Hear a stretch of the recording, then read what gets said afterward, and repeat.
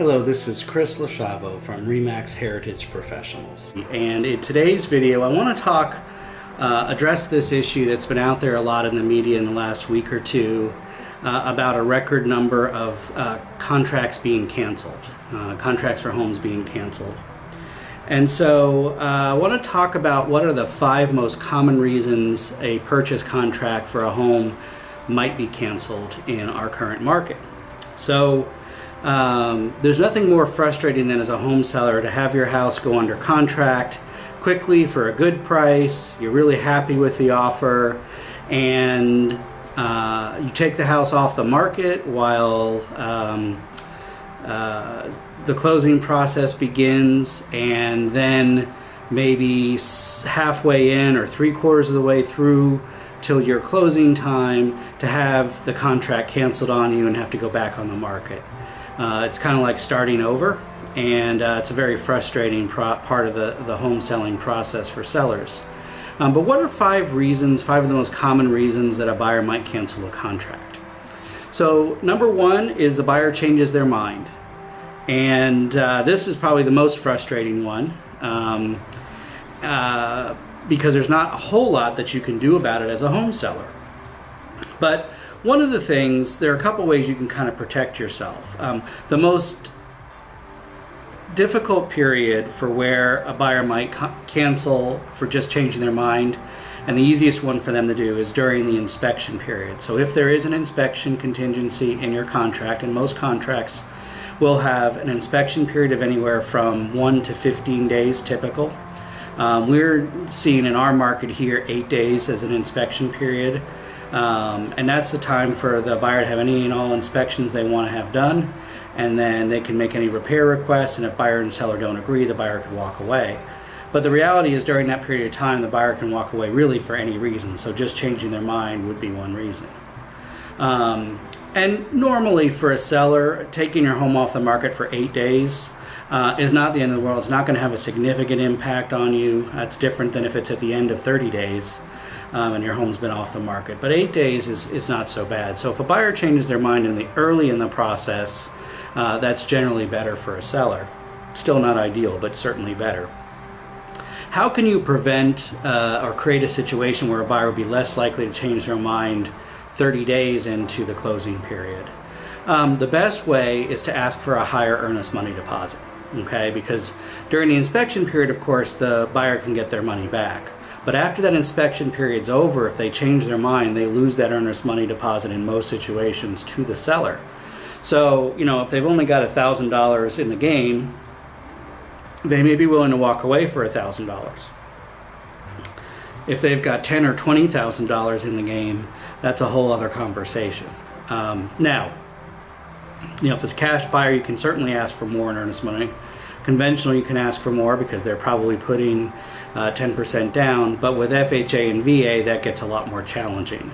VA buyers are 0% down, so they may not have the cash. They might have the cash, but they a lot of times will not have the cash. And that's part of the purpose of a VA loan, is not to have cash up front to put down.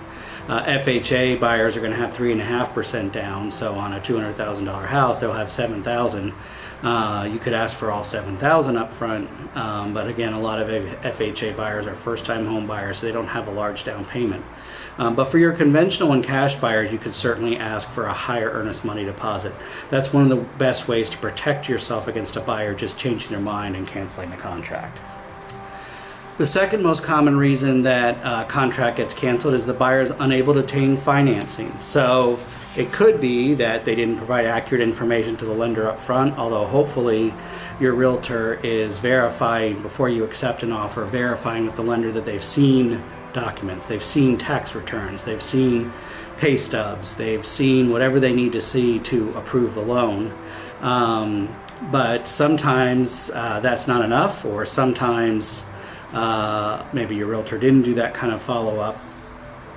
Or it could be that the buyer's financing situation changed. Maybe they lost their job, maybe there was an illness, maybe they missed a car payment. Something could happen that affects their credit or affects their debt-to-income ratio or their income overall, and now they no longer qualify for the loan. in that situation, the buyer would get their earnest money deposit back. And unfortunately, this is one of those situations where you usually don't find out until the end of the process. Usually right before you're supposed to close, the lender comes back and says, we can't do this loan. Now, hopefully the buyer's agent has another lender they can call in that might be able to save the deal in a week or two, but you're going to be looking at an extension there. But it, generally speaking, would be better to try to save the deal than to try to move on to the next one if there's a possibility that buyer could be approved by a new lender. The third most common reason a home goes back on the market is because the home failed inspection. So one of the ways you can kind of prevent this from being likely to happen is have a pre-sale home inspection. So bring in your own home inspector. Usually it's around $300 to $350 depending on the size of your home. Have them do what they would do for a buyer, but do it for you. And that's going to give you a good picture of what kinds of things are likely to come up when a buyer has their home inspection. And there might be things that you and a realtor can talk about that you decide, okay, you know what, it's worth taking care of this now so that we don't go under contract and then have it canceled later. Or we're going to disclose this up front so we only get offers from people who are okay with this condition, whatever it is.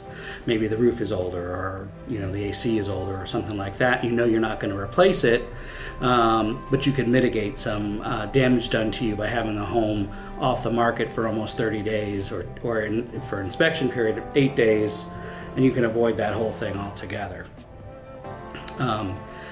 The other thing is, if you are willing to take care of repairs, especially those that have an impact on the health and safety and livability of the home, things that are likely to come up in the appraisal. So, FHA appraisals and VA appraisals are pretty hard on things like paint chips and chipping or peeling, torn screens, broken windows, electrical issues. So if you can take care of those things, and there might be other things that are more cosmetic you don't take care of, that might head off any issues of the home having to go back on the market because the contract was canceled.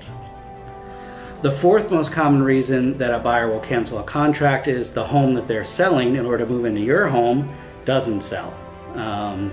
So the biggest thing here is when there is a home sale contingency involved, you really have to make sure that your realtor is having thorough and extensive conversations with the buyer's realtor, the one that's selling their home, and understand where is the home at in the home sale process. Is it on the market? Is it already under contract? Is it through inspections? Is it through appraisal? Where is it in the process? Obviously, the further along that the buyer's home sale process is, the more secure you can feel in their home actually closing, which means your home will close. If they haven't put the house on the market yet, there's a lot of things that have to happen in order for them to sell in time to buy your home, and there's a lot of things that can go wrong. If they're already under contract, well, it's helpful to know what is the buyer of their home situation like. Are they waiting for a home to sell? You can see how there could be a chain reaction of the buyer to the buyer's home doesn't sell, then they can't sell their home, and then they can't buy your home. There's a chain reaction there. So, if the buyer for their home is cash, okay, that may give you more confidence. Or if the buyer's home is already through the inspection and appraisal and we're just a week or two from closing, okay, there's probably not too much to worry about. So it's really important to know, where is your buyer's home sale in the process? What contingencies have already been overcome, and how serious they are at selling. If they have just put the house on the market, have your realtor look at it and see, is it priced well? Or is it overpriced? If it's overpriced, it may sit longer than they think, and that may create problems for your home sale. So lots of things to consider there. And then the fifth reason that home sales get canceled is the appraisal comes in lower than the purchase price. And we've certainly seen that happen quite a bit, even before the market went crazy. And really if there's not an appraisal gap, in other words, the buyer saying, if the appraisal comes in $5,000 short, I'll make up the difference. If there's not something like that in place, then you're renegotiating the price. And depending on what type of loan the buyer has, they may have their hands tied as well. So if it's a VA or an FHA loan and it comes in $10,000 lower than the contracted price, they may not have the $10,000 to bring to the table. So you're renegotiating or you're going back on the market. So that's partly why it's so important to price your home right to begin with. If you overprice it, and then you get overbid or multiple bids and it goes even higher, you're probably going to have some appraisal issues that you're going to have to deal with down the line. And that in the end may cost you money. So those are the 5 most common reasons that a home would fall out of contract or go back on the market. And we certainly see that happen in our current market. And even during the pandemic when things were crazy, we didn't see as many cancellations because there were a lot of contingencies waived. But we still saw cancellations, and cancellations happen all the time. It's a part of the real estate process. Things change. But these are the most common reasons that a home will fall out of contract. We think that if you know this ahead of time as a seller, you can prepare yourself for them. We do this for all of our sellers and talk about things that may come up and how to handle them. And then we always have a strategy for dealing with them as they come up. And sometimes in the end, the best option is to go back on the market. We had a VA loan, or we had a seller that accepted an offer for a VA buyer on a beautiful home that was very well updated and well maintained in a community here in Winter Haven, and the appraisal came in like $40,000 low. I don't know what the appraiser was looking at. In fact, in his own comps, he had indicated that even though our home was bigger, had a newer roof and more updates, it was worth less than a smaller home in the same community. So I'm really not sure what he was looking at. We could have challenged the appraisal, but it would have taken a long time to do that.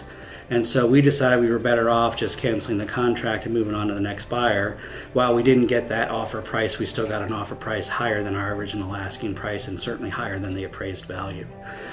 So in that case, it was better to just cancel and move on. But there are situations where it may be better to try to figure it out and stick with that contract. Anyway, I hope you found this information helpful. As always, if there are other topics you'd like us to cover in this changing real estate market, please comment below and let us know, or reach out to us at 863-438-1392. Let us know what you'd like us to talk about, and we'll make sure to cover it in a video. Happy to answer any questions you have about Central Florida real estate.